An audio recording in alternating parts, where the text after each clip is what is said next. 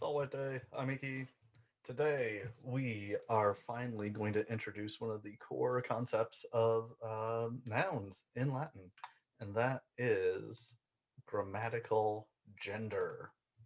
So we'll talk a little bit about what gender means in English, because English sees this to a very limited extent.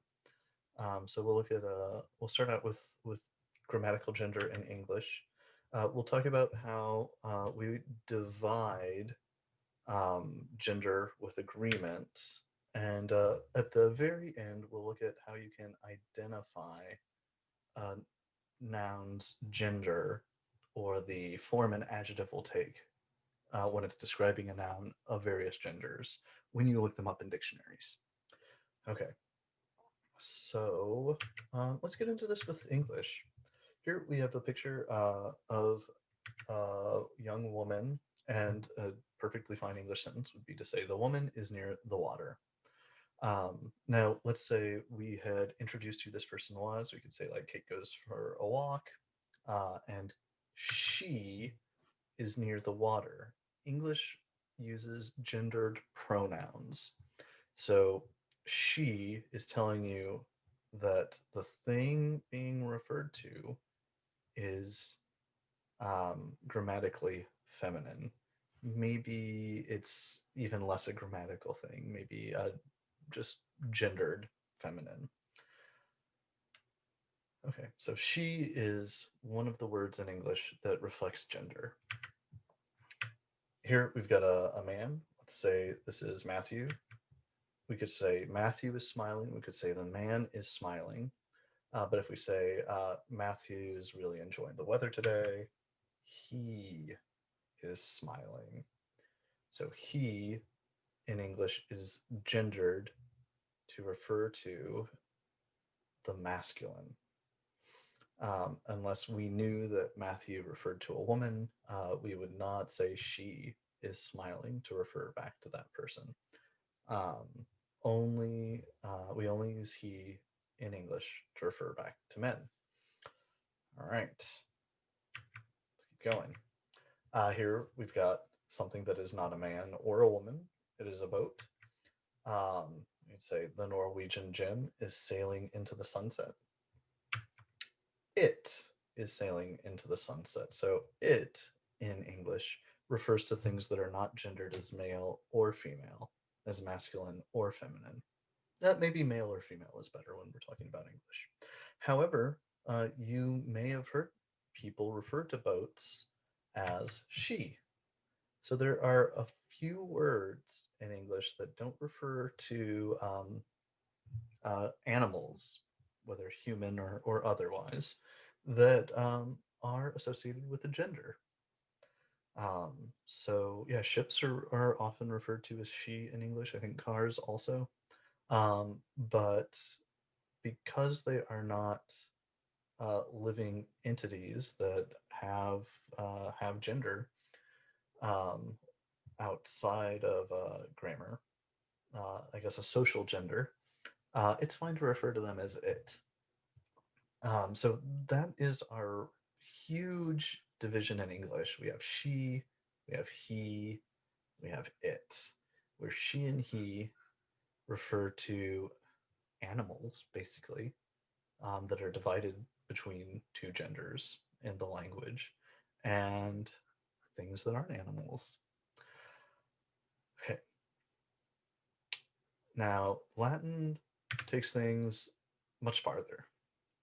And we have maybe discussed this a bit when we were talking about agreement and adjectives. But in Latin, every noun is associated with a grammatical gender. Um, and at this stage, for our purposes, aside from things that in society are thought of as, aside from living creatures in society that are thought of as male, and in society, living creatures who are thought of as female, aside from those two types of words, it's almost as if gender was completely arbitrarily assigned to nouns. So your intuition about whether a table is masculine or feminine or neuter, or whether your hand is masculine or feminine or neuter, those intuitions are worthless. Grammatical gender is largely arbitrarily assigned for our purposes.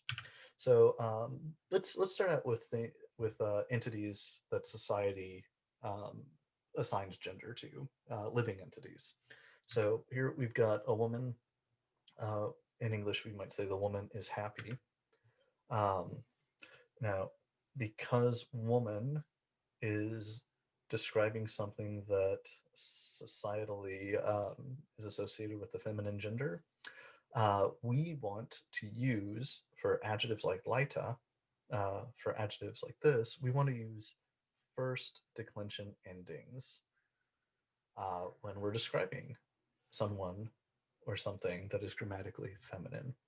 Uh, Femina is the subject of the sentence, so we're going to use this short a to describe her. Okay. Here we've got a man or a boy, a man. Um, Society is telling us masculine, male, or maybe society is telling us male, so we're thinking grammatically masculine. And the word happy, when it's describing something grammatically masculine, look, our chart has changed. It will use second declension endings. So we would say wir estelai tus. Wir is nominative, singular, and masculine. Since it's grammatically masculine, we use the second declension for the adjective. Because it is nominative singular, we're using the nominative singular here. And we know that this word uses us in the nominative singular, not er. Okay. So here are our first and second declension endings. Your second declension. And for a whole lot of adjectives, we'll be jumping back and forth between these two sets of endings depending on the gender of the noun being described. So here we've got a house, a home. Home is domus. If you look up the word domus, you'll see that it is feminine. And domus in the sentence is nominative singular. So because it is feminine, the word domus, when we want to call this home small, we need to use first declension endings to describe it. So we're, I think, really just sticking with the nominative case here. We're going to use domus est par oa. Domus grammatically feminine, uses the first declension to show with adjectives that they're describing feminine nouns. And that's that. Let's try, well, I guess we'll clear all these. Let's try this. Okay. We've got a lion. That name tells us this lion, this angry lion, is male. So we'd say Leo est, and Leo is grammatically masculine. So we're going to use these second declension endings here. Angry is another one of our adjectives that kind of flip-flops between the first declension or the second declension, depending on gender. And we're going to use us right here. Iratus to describe something nominative and singular. Okay. So that's a really common division that we've got with adjectives. One set that uses first declension endings for the feminine, one set that uses second declension endings for the neuter. Now, we're going to introduce the third grammatical gender here. And notice that right now, talking about these adjectives here, we made some changes to the nominative and to the accusative. We've added as a potential nominative singular. That's just for neuter nouns. And we've added a short a. Oh, and we should have added that short a here also. To the nominative, accusative, and vocative plurals. That also is just for neuter nouns. Okay. So here we've got a picture. We'd say the body is small, or its body is small. Maybe his body is small, or her body is small. The Latin word body is corpus. Corpus is grammatically neuter. The sorts of adjectives we've looked at before will use second declension endings when they're describing neuter nouns, with the caveat that in the nominative, the accusative, and the vocative, things can be a little different. Actually, for this vocative, we should have added um. So the thing about neuter nouns and adjectives in the neuter nouns will always have the same form in the nominative, accusative, and vocative, singular. And in the nominative, accusative, and vocative plural, they always end in short a. So that is a special quality of the neuter gender. So corpus est parvum, it's neuter, it's nominative, it's singular. Since it's neuter, we don't use the first declension, we just use the second declension. And since it's neuter, we're going to use the second set of endings for the nominative singular. And we see that this is nominative singular. So we say parvum. Parvum agrees in gender, case, and number with corpus. All right. Let's take a look at some more here. Wars are bad. The word war in Latin is neuter. Here we've got a subject, so that's in the nominative case, and it's plural. So we are going to use our neuter nominative plural ending in the second declension. There's no neuter stuff in the first declension here. So mala is our neuter plural form of this adjective to agree with the neuter nominative plural of bella, wars. Okay. We also have third declension adjectives. And third declension adjectives are going to follow the same pattern with agreement that we've looked at before. Here we've got all of our endings for the third declension. So let's go back to this boy. We could say the boy is sad. Third declension adjectives. Some will not differentiate at all between masculine, feminine, or neuter. It's entirely adjective dependent here. Most of the forms will be the same, but the nominative singular can vary between the genders. And I do want to say we will probably see this in a little bit. The neuter is going to have the same nominative, accusative, and vocative, and it will continue to have a short a for the nominative, accusative, and vocative. Maybe getting a little ahead of ourselves there, but let's see. Puer est tristis. This adjective tristis does use the same ending for the masculine and the feminine. If we look this word up, we'll see it's listed as tristis. Tristis. Oops. Telling us to use tristis for the nominative singular of the masculine and feminine, and short e for the neuter. So let's see. We have the boy is sad. Puer est tristis. How about let's try it with the girl. The girl is sad. Puella est tristis. This word uses the same ending for the masculine and feminine nominative singular. Okay. Good. So we've got our new endings here added on. Except left out the neuter vocative plural. So let's see. This looks like the aftermath of a war. Yes, war, if you remember, is grammatically neuter.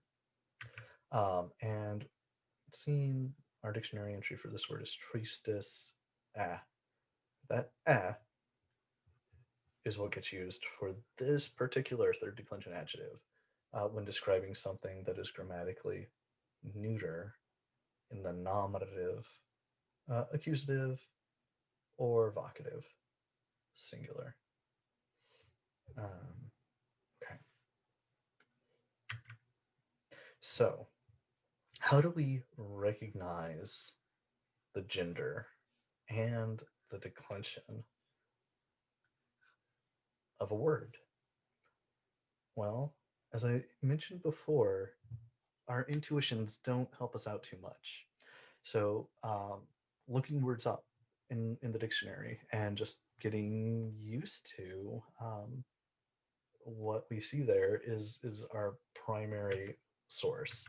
So, for nouns, if we look up the word terra in the dictionary, we'll see AE is listed after the word itself. That AE is the genitive singular. And that genitive singular is only used by the first declension. And finally, we'll be given its gender, usually abbreviated M, F, or N. So, Earth, don't think there's any reason to believe that one grammatical gender is more appropriate than another. Different languages will have different genders for um, words that denote the same physical object. Um, in Latin, the word for moon is feminine. In German, it's masculine. It's just the way the languages work. Okay, if we look at animus, we see it has the long I afterwards. That long I is our marker of the genitive singular for the second declension. And only for the second declension, really. And also, we're given its gender here with the M. So the word for mind or spirit in Latin, grammatically masculine. Let's see here. Let's go ahead and pause the recording for just a second. I'll be right. Okay. So, yeah, that's what we've got for the second declension, telling us it's grammatical information through the dictionary entry. Now, there are first declension nouns that are masculine and second declension nouns that are feminine. There are even second declension nouns, as we saw before, that are neuter. But let's keep going here. We've got words like corpus. And corpus gives us a different set of endings than what we've seen before. So it has, sometimes we'll get a little more than just the actual ending itself, a means to try and give us some helpful information about where things change. This corpus oris tells us the genitive singular form is corporis, but we have that is ending at the end, and that is the genitive singular only used by the third declension. And then after the genitive form, we get the gender. Okay, and I will point out, just because the word ends in us doesn't mean that it's second declension or that it's masculine. Okay, what's next? Oh yeah, so that's for adjectives in the first, second, and third declensions. Or for nouns in the first, second, and third declensions. For adjectives, we have a different set of conventions to give us different information about how they work. So adjectives are all entered in dictionaries, starting with their masculine nominative singular forms. So the first form that you get is for the masculine nominative singular. In fact, let me make that a little clearer. Let's go masculine nominative singular. Okay. Now, this is the most frequent set of adjectives that we've used up to this point. They'll typically then have a hyphen with an A after them, and that's telling you the feminine nominative singular form. And then an telling you the neuter nominative singular form. So this adjective is telling you to use the second declension to describe masculine and neuter nouns, and the second declension, and to use the first declension when describing feminine nouns. Okay. We've also got adjectives like miser. Miser, it's the first entry in the dictionary, so that is the masculine nominative singular. Is telling us to add an A onto the R to get the feminine nominative singular, and to add an to the R for the neuter nominative singular. So it too is using second declension endings for the masculine and the neuter, and first declension endings for the feminine. And so lots of nouns do that. They typically will have masculines in us or are, but we'll have three elements in the dictionary listed. The second one always ending with a short a. The third one always ending with a so that's one really common grouping for adjectives. Let's take a look at some third declension adjectives. We'll change the color up here. So grauis, that is the first entry we've got. It is consequently going to be the masculine nominative singular form. And we get a short E. And that's it. That is the entry for grauis. The last thing that's listed is telling us what the neuter form is. So that's the neuter nominative singular. Well, what about the feminine? This notation here, grauis is telling us that grauis is the masculine and the feminine for this adjective. So when we're describing anything as heavy or weighty, if it's grammatically masculine or feminine and it's a subject, we would say grauis. If it's neuter and a subject, we would say graue. Lots of adjectives behave this way. Okay, let's take a look at an adjective like aker. Aker is the first entry in the dictionary, so it must be masculine, must be nominative, must be singular. We've got Chris right here and Kra. So we have three entries again. Notice that last entry, Kra. Well, that last one has to be our neuter, nominative, singular. And I think you're seeing here that a lot of times the neuter for the third declension ends with an E. That's telling us now that Chris must be the feminine nominative singular. And this adjective for other cases will use just regular third declension endings. Okay. How about words like ingens? Ingens, first entry, must be masculine, must be nominative, and must be singular. Second entry is ingentis. Now that looks like that could be feminine, but that's all we get. That is the full entry for ingains. When that's the case, and the second entry is the last, and it ends in is, that's telling you the genitive singular form for all genders. Consequently, ingains, it's what gets used for the masculine, the feminine, and the neuter. So a lot of adjectives, like ingains, use the same form for the masculine, feminine, and neuter in the nominative singular. Okay, so those are our different styles of notation. There's quite a bit of variation here, but what we're looking at is one set that will go more or less us, maybe er, a, using first and second declension endings. Then we have one set of adjectives that only uses third declension endings, but sometimes will make some distinction between the genders in the nominative singular. Okay. So, today we talked a lot about grammatical gender.